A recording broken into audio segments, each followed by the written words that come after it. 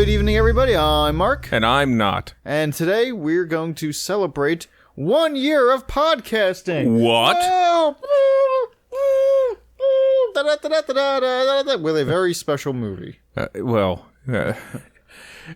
was a movie. It was a childish look at a nostalgic I don't know, it was the Little Rascals. Yeah. That's what it is, Little Rascals. Let's get started. Alright, so, I have a few opinions about this movie. Yeah, I have but let me go over real quick the premise, if you can call it that. Say that it even had one. Nope.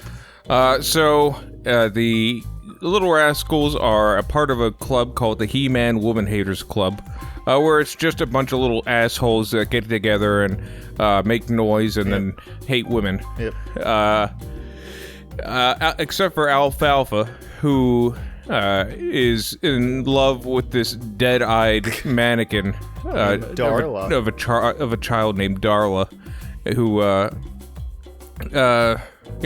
and in machinations that I can only imagine make sense to someone. Alfalfa betrays the club, gets it burnt down, and is just a big pain in the ass to all of his friends. Yep, and so they have to rebuild their clubhouse that got burned down, and the way that they try a bunch of odd jobs and the like, and eventually they decide to they find out that the first prize for the go-kart competition is $500, which is more than enough for them to get the lumber they need. Yeah. I don't know why they just didn't scrounge around for a bunch of crap like they obviously did for the first clubhouse. Yeah, so, maybe I guess they got tired. Like, listen, we want this to be fancy. So they have the pride and joy of their club is their go-kart called... I completely forget. The Blur. Oh, yeah. The Blur. And that gets stolen because Alfalfa is just the worst. Yeah. Like, he couldn't have walked to the fair. No, he had to take the one... Well, I guess he had to take it. Way, yeah. Or I guess he just didn't... could have just stayed where he was supposed to and not go to the fair. Yeah, because him and Darla kind of have a breakup, but... then it's a teen. It's not teen. It's a child love story. It is what I called the child love story, or the Kanye and Kim, breakups for children. So, basically, they have to race in this go-kart race. The whole movie is really rather uneven, but and this is gonna start getting into the my own opinion territory for this movie. Which is like it's kind of meant to be uneven, like it's not really one specific plot per se. It's just kind of like a loose thread of just them doing wacky things. Yeah, it's a movie meant for kids, and they're not gonna. It's not gonna have a complicated plot. And also, like, really, it's based off of the Our Gang skits from like the 20s and 30s. Yeah, and. Like, really, those weren't really story focused either. They were more just doing funny things with kids, and that was what this movie's about. It's trying to capture that spirit of like a longer form, version of like an Our Gang skit or several of them. Yeah. So I can kind of appreciate it for doing that. Like, it's less of a detriment to me to have it like, it's really unfocused. Well, like, yeah, that's fine. Our Gang really wasn't a focused, story-heavy concept either. So when I get an opinion, like, while it is distracting that 90% of the movie is just kids yelling at us, kids who clearly aren't acting, they're just reciting the lines that the director just told them to recite. Like, there's no emotion put anywhere. It's like when it's like when a foreign actor recites the lines phonetically. Yeah, it's basically like watching. If you've ever had to watch like a pageant or something with kids in like first grade or kindergarten. Yeah. That is really what it is. Yeah, just a bunch of kids shouting. They don't know what they're really saying. But as the movie progressed, as the movie started, going on, Like, I actually started enjoying the charm of them. Like, once you get over the fact that, alright, these are just a bunch of kids who don't know what the hell they're doing or saying, and they're just, parroting what the director told them to. But once you get over that kind of initial shock, it's alright, you can have a worse time to spend 88 minutes or whatever it was. I think it's, we also kind of got used to it, and on top of things, we also made it a bit dark, like we usually do with kids' movies. That's par for the course for us. So it's not a great movie, but I mean it's just trying to be a fun little, just a fun little slice of, well, I don't want to say life because it's definitely not. Slice of slapdish or it's a nice little thing to park your little demons in front of to distract them for an hour and a half. So it's fine. It's an absolutely fine movie. There is something I do want to kind of talk about because every one of these kids was terrible. Well, yeah, but that's fine. Like Alfalfa was probably the strongest, and the little wormy kid. I was actually going to say Spanky was probably the strongest of the actors. You think so? Yeah, I think that I think Spanky was the only character that I enjoyed, and the only portrayal I enjoyed. I was like, I didn't mind Spanky. Like, this guy's cool. It's like everyone else was just annoying. I mean, I guess Buckwheat was okay, or I'm sorry, Otay. I guess he was Otay. That. Everyone else was just shouting. I guess nobody was in their own right just the worst, except for Darla. Darla was just the... I hope she's not listening to this podcast. Yeah, well, if she is, she's old enough to take the criticism. Yeah, that's true. She had the diction of someone whose tongue was burnt by hot pizza. And the funny thing was, every time she, we noticed her looking at the camera, we'd always point it out. Oh, yeah. Like, she's looking at the camera, like, and it's funny in the credits, there's kind of like, I guess, a blooper reel. Yep. And when they had, like, little bloopers for every single one of the main characters or actors, and hers, it was the director yelling at her to not look at the camera. Like, it was like a compilation of, stop looking at the camera! But though, in her defense... I was an extra in only one independent movie. Were you? It was called The Book of Caleb. And it was pretty much a Robin Hood with darts story. I think even James Rolfe had a, did a blurb or a short thing about it. And it didn't really get a lot of attention, but I was an extra, just in the background, and even I was looking at the camera. Because it's this big mechanical thing that is pretty much the focus of the room. But, I think when I saw the movie, I was rack focused, so you couldn't really tell. It's like, I did not know that you were an extra in anything. Like, I never told you that? Yeah, I never knew that. This is the first time I've ever heard this story. Now you know. Yeah, well, let's talk up, I guess, the Book of Caleb. What was it about? How'd you get involved with this scheme? I don't remember. I think it was I forget. It was one of my friends knew someone who needed an extra, and it's funny. Now I think about it, because I think the one actor that they did get for it was Paul Gleason from The Breakfast Club. Yeah. And I hear he was an asshole. It's funny. But I remember they needed extras, and we were there, I think, at like maybe 9 at night, and we didn't leave until like 5 in the morning. And it was mostly waiting, and there was nowhere to sit. That's kind of what I hear about like filmmaking in general, is that it's like, there's just a lot of hurry up and wait kind of thing. Yeah, because you have to think, like, the director of photography has to do the lighting, then then they have to do the blocking, and then they have to do the they actually shot on film stock, so. I don't even know what's involved in that. They should, I think the director said we should have just done digital.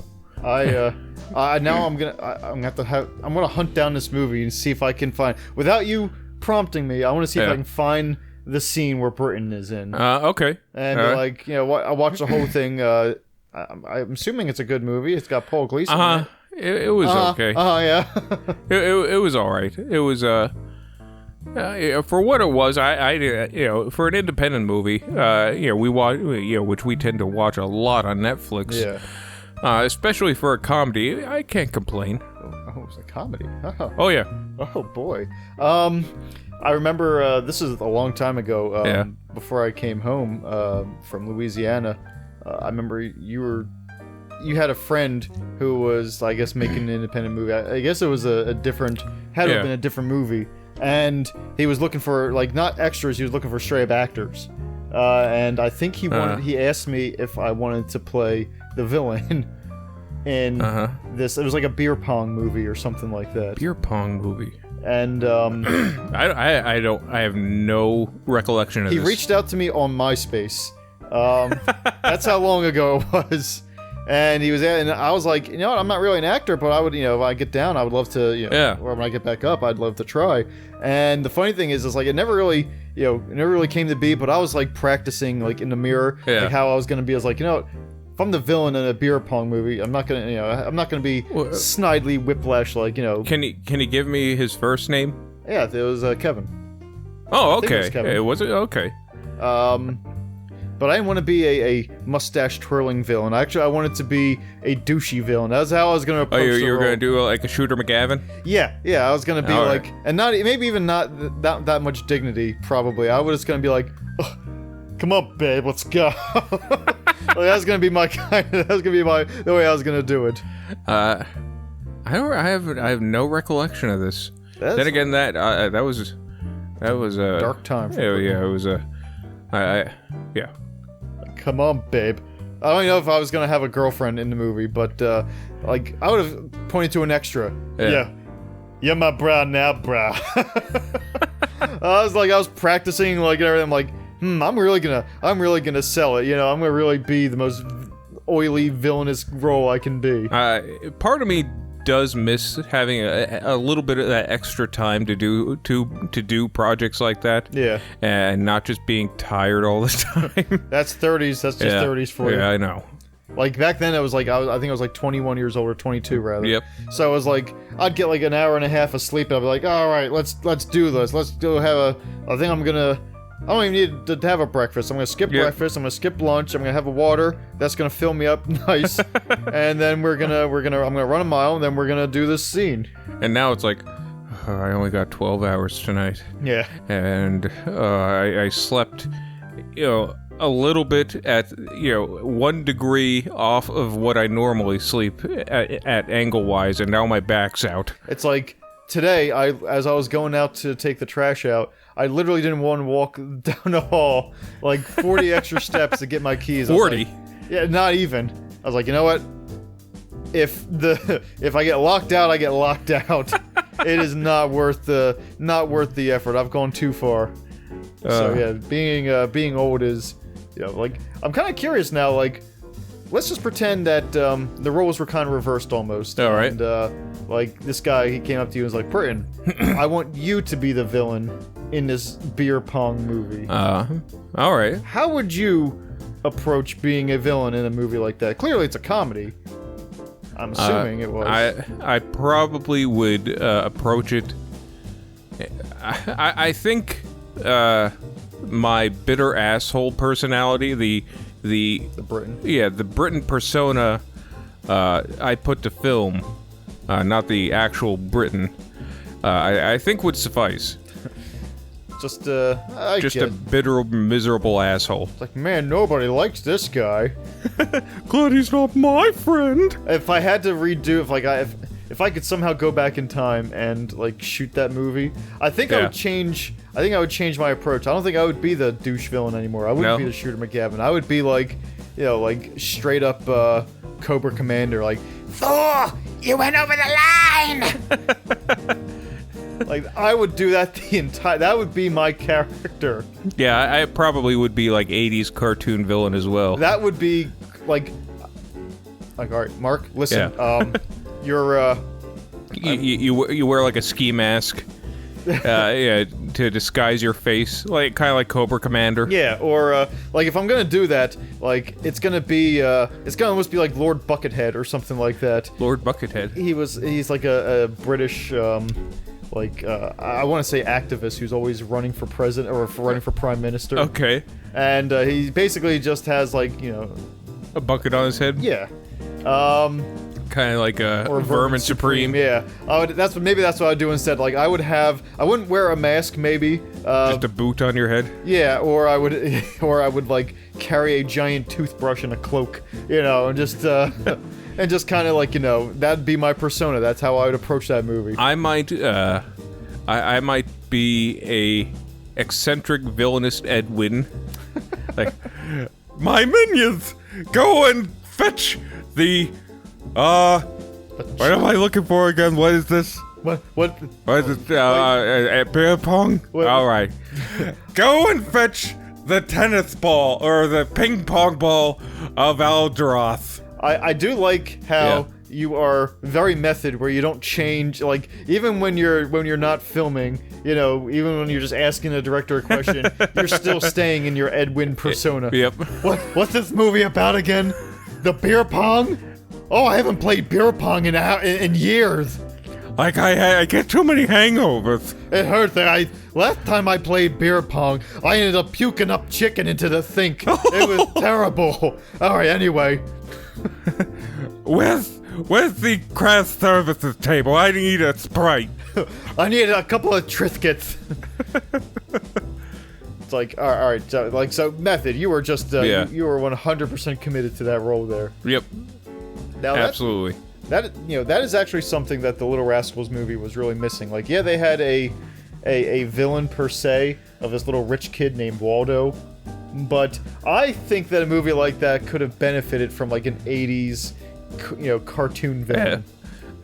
Like who isn't a kid? I want him to be a full-grown adult. Like, when the clubhouse burns down, it's like it's his doing. And here's the thing: I imagine that everything that happens, like he's controlling almost like time space itself. Like he's controlling their luck, so their luck is always bad. Okay. And he's sitting in like a dark room with a crystal ball watching everything. I want him to have a big dome layer on top of the mountains. And just yes, their lair's finally doomed. And now we're going to Fortuna shall strike against them one more time. The precious go-kart, the blur, will be stolen by their enemies. And then I will unleash nerve gas. Maybe just the blur. Maybe I'll just throw a pie at them. And make fun of their dog. I think he's the one who put the ring on the dog. It was a curse. It was a curse, and it actually made the dog more likable because of it, and it kind of backfired on him. I imagine the dog was initially another little rascal. Like, he was a kind of a hoity-toity kid with a monocle. Yeah. And, and then, whatever this villain is, I curse you! And then, he turned into a dog, and the monocle is now that spot on his eye. That's perfect. That's why he also seems to have, very personification. Yeah, he seems to have sentience. Yeah, like, he understands what they're saying, and, they call him Petey, because that was the kid's name. Like Petey, I think he was the original. He was one of the leaders of the group. No, he was just a little sidekick. But I think he was like the little rich kid who initially put the down payment for the original clubhouse. Yeah, and I think what happened was when they were meeting with what's this guy's name, Astaroth or something like that. Yeah, that's fine. So when he's meeting with Astaroth, he accidentally spills his soda, on his crystal ball. You impertinent fool! That'll take weeks to get off. Sticky. Oh, it's cold. It's gonna eat away the film on it, the protective layer. Oh, great! He gets the Windex. You know what?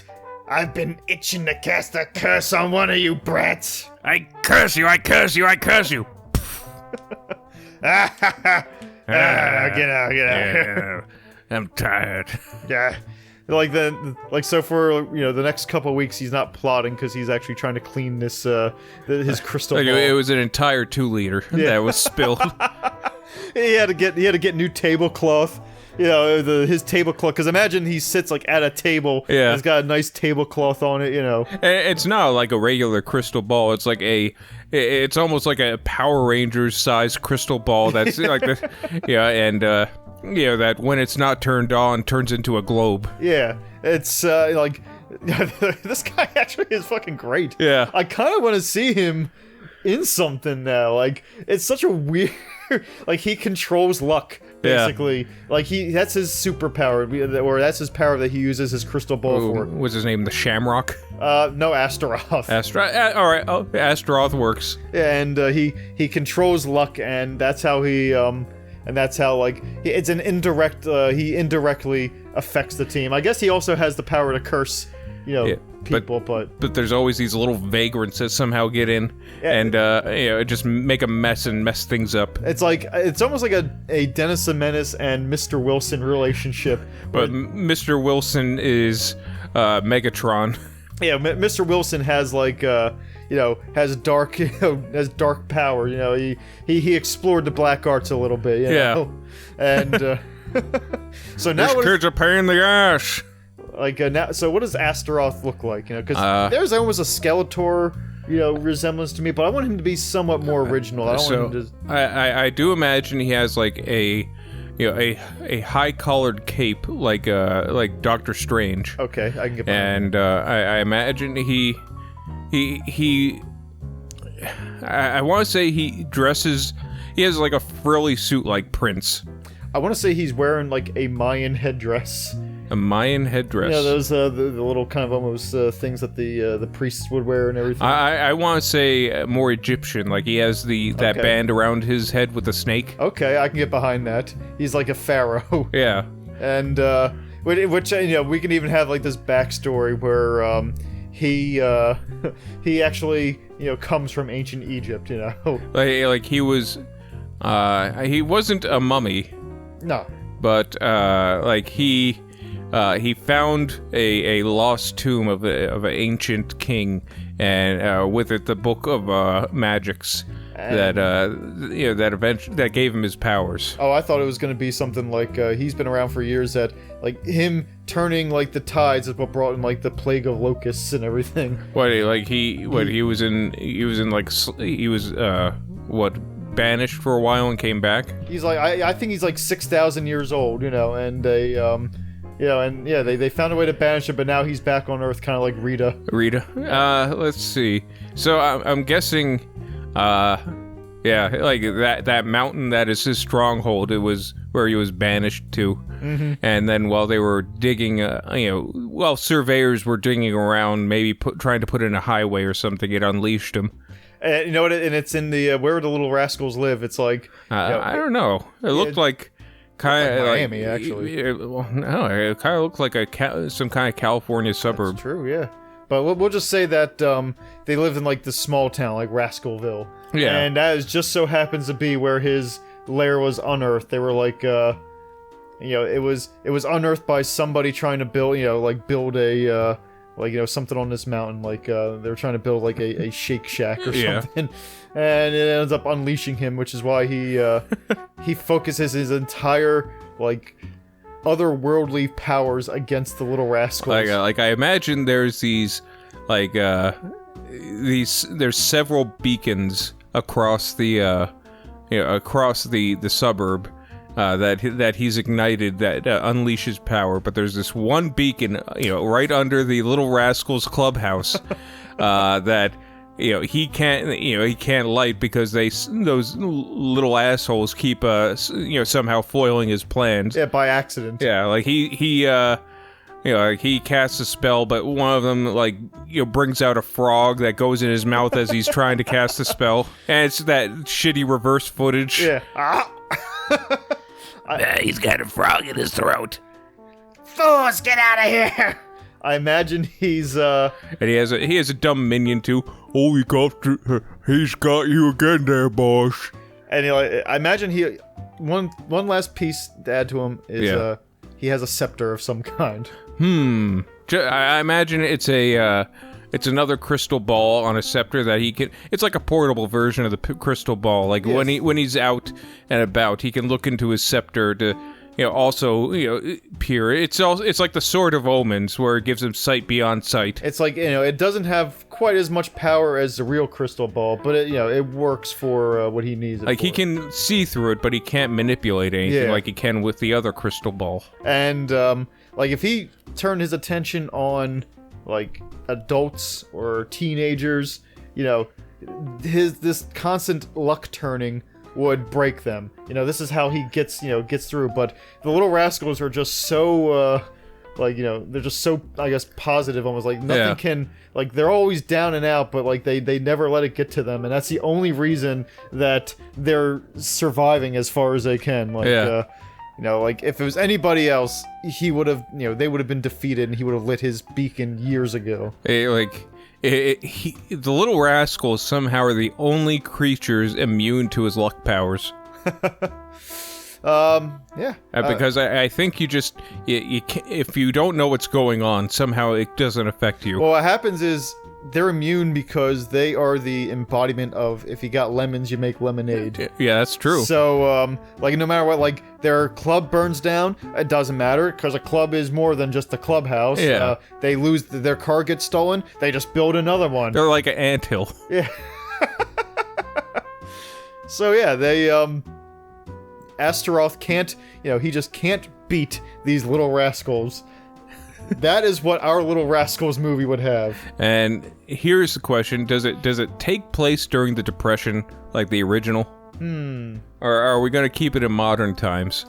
That's I find that there's a benefit, to each. Yeah. Modern times, it'll be, it would be all kind of fun because, there's a reason that this is places on Earth, there's like the spread of, consumerism and everything, and, his powers, are much more fun in the present day. But they are more, it seems they would be more resilient, these kids, in the Depression. Like, they would embody that, lemon. Like when you're starving and your parents, have you go, kind of have you go into the coal mine, to work a 12-hour shift, crawling into small holes and sometimes surviving. Yeah. Like this guy with his crystal ball is probably not going to be so bad. Yeah.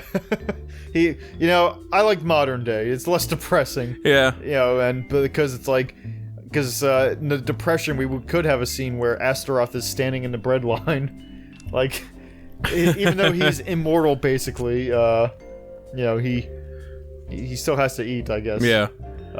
He gets, if he doesn't eat for a while, like, it's harder for him to use his powers. Yeah. Woozy. Now, he has type 1 diabetes. Now here's the question. Yeah. How do the Little Rascals, like, defeat him in this movie once and for all? Like once and for all? I imagine it's by accident, of course. Yeah. Well, I guess we have to, first off, develop Astaroth's big scheme to stop the Rascals once and for all. Well, okay, so here's this. We'll get to that in a second. All right. But I do want to have, maybe even in the climax, or near the climax, Astaroth is one of the go-kart racers also. He is also racing in the, like, you got the rich kid, you got the bullies, you got the rascals, and here comes Astaroth. Like, I don't know if it would be culturally insensitive, but I want him on a magic carpet. I was actually thinking, like a chariot. A litter. He's on a litter carried by snakes. That might work. I was gonna say, like, a cloud formed into, like, into a go-kart, and he rides the cloud. Or sand. Ooh, that's good. Like, he taps his scepter and it just forms. And it looks just like the Little Rascals go-kart, but just made of sand. Even makes the same. And of course he doesn't win. It starts to rain. Curses! Come on! And so then, cats. I think it was cats. Like, because it's like... Oh, like the mummy. Well, no. Cats just see sand and, you know. Oh, no. Yeah. So, I imagine that his ultimate plan to defeat the Rascals is to keep them from rebuilding this clubhouse to break them so that they can, so he can finally get under there and light that fucking beacon. So, Darla to complete his conquest. So, Darla is a plant. And maybe even... Like Smurfette? Yeah, well, not like Smurfette, where... actually, he changes himself into Darla. Which is really awkward when he has to kiss Alfalfa. Yeah, but he still has the same voice. So is there a Darla and he just pretends to be another Darla? No, there isn't a Darla. Zero? Okay. There's no Darla. I don't know if there was a Darla in the original Little Rascals. I think there was. Maybe. But, but this is our Little Rascals. So we're gonna say, he's Darla. And, Oh, Alfalfa, you have such a wonderful voice. Are you too, Darla? Thank you! Sing me a song. And he starts to fall for Alfalfa. He's such a dreamboat. And again, that gets into weird territories of a 6,000-year-old man and a 7-year-old boy. That's true. So maybe we can avoid that altogether. Yeah, let's, So he's not Darla, he makes Darla, kind of like Gargamel made Smurfette. Yeah, okay, so, like, she's just like a, maybe he takes a cat and turns the cat into a person. And that's why she's, like, vacant, you know, Yeah, and, like maybe that's why she's just an emotionless shill. a dead-eye mannequin, as you call her.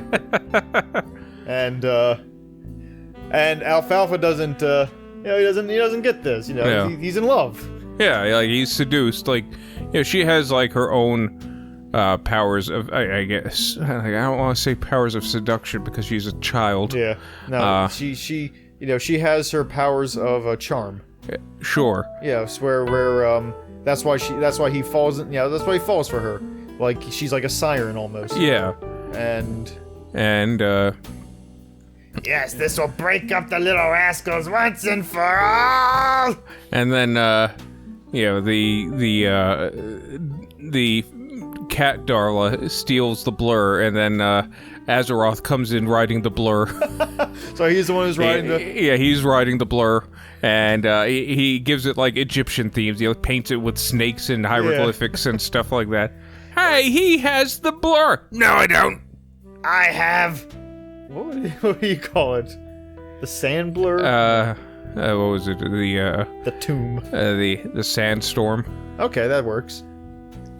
Sup, bitches? Hey! He stole our blur! Shut up. You order, and then he doesn't win at the end. Like curses. And then I think this last, because now they get the money to rebuild their clubhouse, and he's like, well, gonna go for broke, and he just goes to their clubhouse and just starts hitting them, like so he can activate this beacon. He just starts punching them. Yeah, and he's like, you know what? I'm tired of this. They said how many 5-year-old It's like that one thing where how many 5-year-olds can you beat up? Yeah. And it's too many for him, because at first it's just the main rascals like Spanky and even Darla gets in and starts fighting against him. Yeah. Turns against him, and Alfalfa. We got Buckwheat, and then more and more rascals keep showing up. I want to say they have like predator level traps. where like it was a 90s movie and Home Alone was popular, so traps were everywhere. So but I want it to be like Predator, where there's these spikes and its log comes down and smashes him. Actually, I want it to be the opposite. I want the pranks to be or the traps to be like a paint bucket just dumps on his head and like paints him a little blue or something. Oh no! Like it's like ah. Like the pickles. Yeah, exactly. Like these are the kind of traps I want to see this, this being have. Also, I kind of want him to die like Scar. Like you just see his shadow of all the kids, leaping on him and like tearing him to pieces. I literally want to see like the silhouette of a kid biting his neck and the tendrils being, like snapping. I want to see like in the shadows them like kind of passing, like holding up his arm and like passing it from hand to hand. Like it's in shadow, but if you saw it, it would be gruesome. Yeah, it's like, oh my god. Like it's just like a Lord of the Flies. And at the very end of the movie, the arm is hanging up like Grendel. Then Astaroth's mother gets involved. Oh, we gotta save something for the sequel. Yep. And, What are their names? Oh, is it like Hannibal? Yeah. No, Red Dragon. Oh, Red Dragon, yeah. What are their names? Oh, Tay! What are their names indeed? Hello! That is... We... that I is a think we should long talk about explanation. this. Okay. We're not going to go into the explanation of all of this, but we are going to do a little mini review on top of the Little Rascals. Yeah. I mean, what the hell? It's our 1 year anniversary. We can talk about whatever the hell we want. Well, it's also our show. We can talk about... Yeah, that's true. So you're going to listen. So, we saw last week, we watched Hannibal Rising, which is I guess the 4th Lecter movie. Well, I guess if you want to count Manhunter, it's the 5th, but we're not. No, we're not. Like, it's... I guess we would... I was going to say, like... Manhunter and Red Dragon are exactly the same. Oh, yeah. So, like, of the mod... It's hard to say. Like, do they... Alright. So, Manhunter is in a kind of separate universe. Yes. Where, I think, Hannibal Rising is in the same universe as Silence of the Lambs. Yeah, Silence of the Lambs, then Hannibal, then Red Dragon, and then Hannibal Rising. Yeah. Hannibal Rising would say is the 4th of those movies. Yes. And it was awful. Yeah, it was pretty bad. I can't really do it justice, but it may be one of the worst betrayals of a good character of all time. Absolutely. Hannibal Lecter is supposed to be this kind of charming, savant-like man. He's got sophistication. Yeah, they didn't really portray that. Like they he kills Nazis and tries to bang his aunt. Yeah, and like the actor tried to go for the suave thing, which it just came off more as awkward. Here's the thing, I do like when people go for it in a big way, because when they fail, it's much funnier. Well, yeah. And to try, if you haven't seen this movie, just imagine Crispin Glover, George McFly, trying to pretend to be Hannibal Lecter, and that is the performance you get out of this. Yeah, it didn't work. Like, it really, we were talking about when we were watching the movie, it was like he was getting revenge on them cooking and eating like these spoilers. Yeah, well, these World War II bandits, we'll say. Yeah. War criminals. They're profiteers. They're looters. So those rascals, those World War II rascals, they're starving. They're hiding out in the Lecter place, so they cook and eat his sister. Because the Russians are kind of surrounding them. So that's so now it's a revenge plot where he finds them one by one and he like murders them. Yeah. And I gotta say, that is a really shitty origin story. Yeah. Like, it would have been a lot more interesting if Hannibal's origin story was just he goes to college, he goes to Oxford, he becomes a psychiatrist, and all this time has this inner demon raging inside of him, something that he can't control almost. Like, he goes to school for medicine and just has a fascination with human anatomy until it becomes unhealthy. Like, what they his professor starts noticing flanks missing from the corpses and stuff like that. Because it's much more terrifying if he was just a normal dude with a really dark secret. Yeah, like a tragic backstory kind of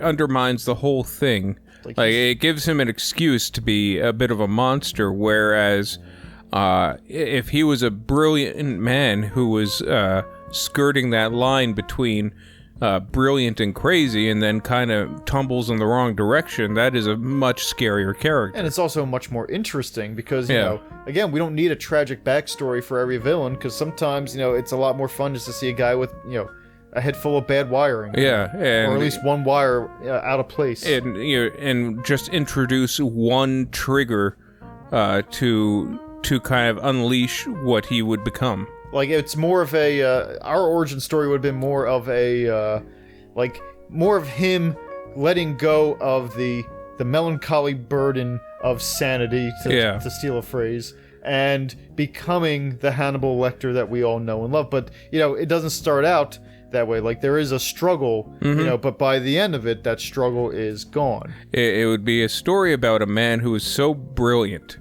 that when he looks at the rest of humanity, he sees nothing but animals, and has no problem with killing and even consuming them. And that would be far superior than a half-baked revenge plot. Yeah, like it's... the thing is the point you brought up is it did not even seem like a Hannibal Lecter story. Nope. Like if you just took the name out and called him something else, you called him Ralph. Ralph Lecter. Yeah, like it would be like, all right, so this is just a generically bad movie. Yeah, and there was this odd subplot with his aunt where she was Japanese, and excuse me, and it was kind of introducing him a little bit to Japanese culture. She was teaching him kendo and showing how she prays to the armor of her ancestors, and how like once a year she'll clean the swords and all that. And I don't know why they really made a big deal about it, because it introduced nothing. Like Lecter, all it did was introduce swords to one scene, so Lecter can kill a fat man. Yeah, and also like, what the armor, the mask on the armor looks kind of like Hannibal Lecter's face mask that he had in Silence of the Lambs. Which is stupid. It's like, you really took a circuitous route to have an homage. And it's like, it's almost like it's destiny. It's like, no, he bit people. Yeah. That's why they put a muzzle on him. Like, he was not a nice person. Like, it's like I said before, it's almost a betrayal of a interesting character. Like when we last time we watched Silence of the Lambs was a couple years ago, I think. Like the first time you see Hannibal Lecter, it's like in an insane asylum,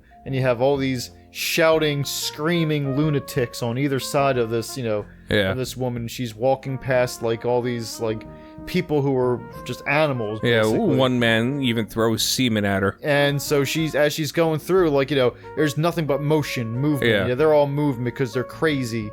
And then you get to Hannibal at the end, and he is stock still. Yeah. He's staring at her, almost as an anticipation of her coming to him. Like, it is almost a predatory stalking. Like, he's been waiting for her this whole time, kind of thing. But he still gives an elegant and polite hello. Yeah. He sees her before she sees him, and that almost doesn't seem possible, you know? And that's a great way to introduce a character. Now, that can't be the same guy as the George McFly who's, shouting in German to people. Yeah.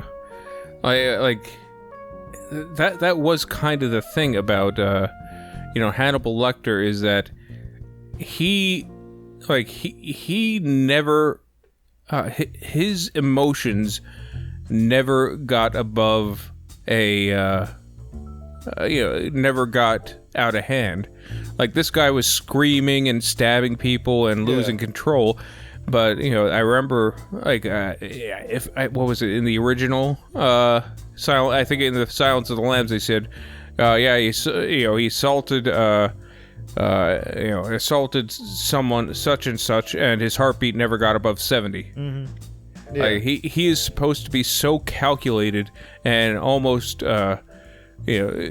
so detached from his own emotions that he even assaulting and killing people does not even give an emotional rise to him. But nope, we're gonna have him be first of all, like, because he was the star of the Hannibal Rising. Yeah. it was almost like they had to portray him in a more sympathetic light. Yeah. Like, there was a scene towards the end where he's trying to find where the bad guys are, so he pretends to kidnap these people, this guy's kid.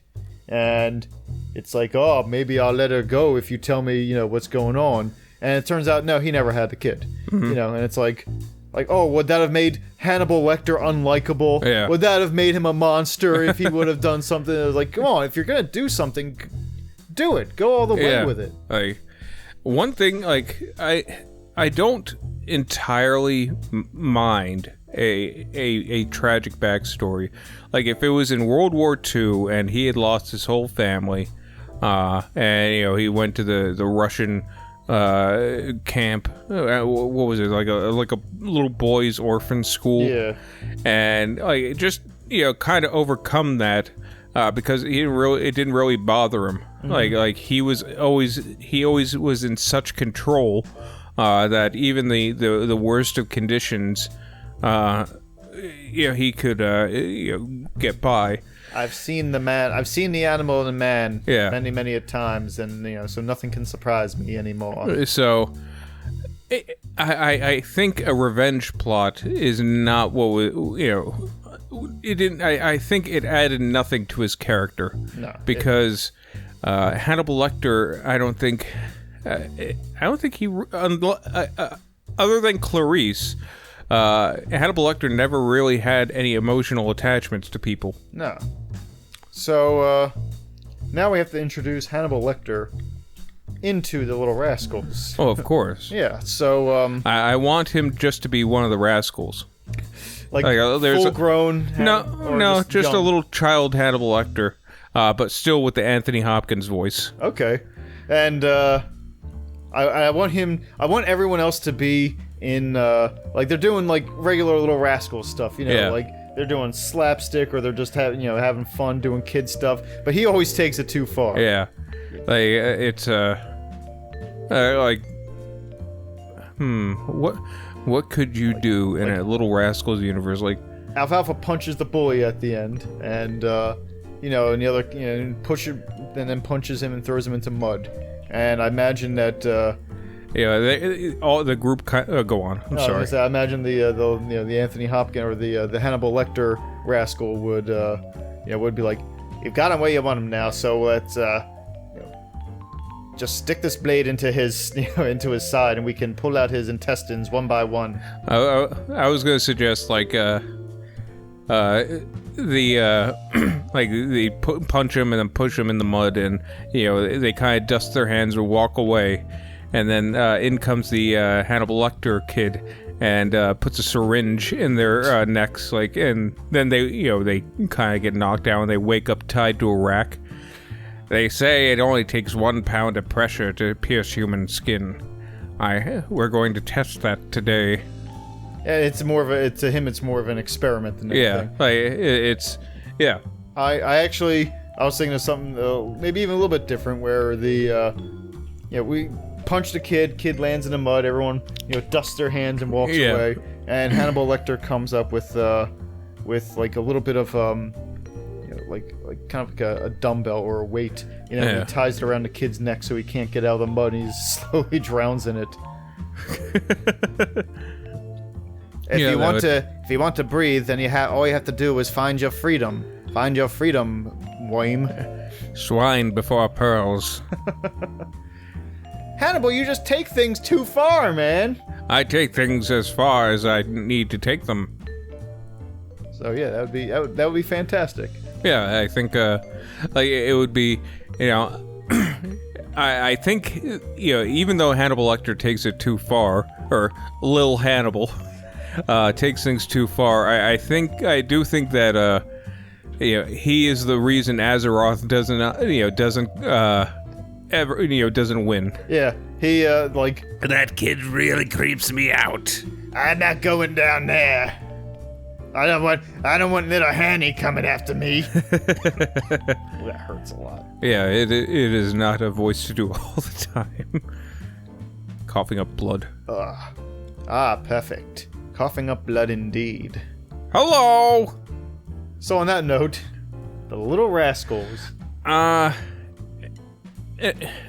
a movie that really starts off annoying because it's just dead-eyed, like a doll's eyes kids just shouting at you all the time. But eventually, like, if you want something to shut the kids up, and to put them in front of the boob tube, so you can sneak off and smoke your cigarettes, as you contemplate the decisions that got you to where you are in life.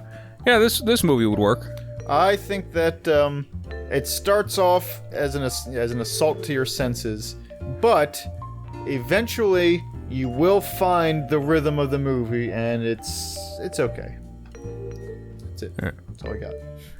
All right, so let me just take an opportunity to say happy 1 year, Britton.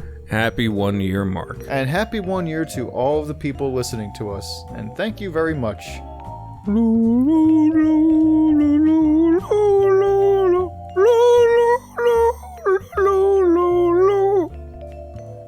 That'll put a little SOBs.